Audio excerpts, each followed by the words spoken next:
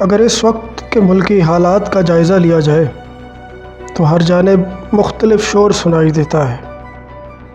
کوئی بیرونی سازش کا نعرہ لگانے میں مصروف ہے تو کوئی معیشت کو بنیاد بنا کر اقتدار کی کرسی پر براجمان رہنا چاہتا ہے۔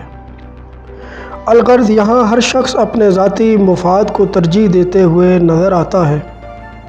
اس بات کا فیصلہ کرنا مشکل ہے کہ غداری کا مقدمہ کس پہ چلایا جائے، پر ایک بات واضح ہے کہ ملک پاکستان کی تقدیر بدلنے میں کسی کو دلچسپی نہیں۔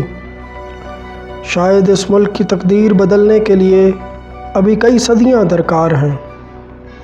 اس کی بنیادی وجہ یہ ہے کہ ہم بحیثیت قوم اب تک اس بات کا فیصلہ نہیں کر سکے کہ اس ملک میں کون سا نظام رائج ہونا چاہیے۔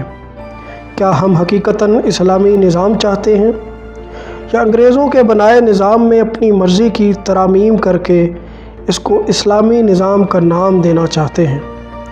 اور آخر میں میرا ایک سوال ہے، کیا ہم واقعی ایک قوم ہیں؟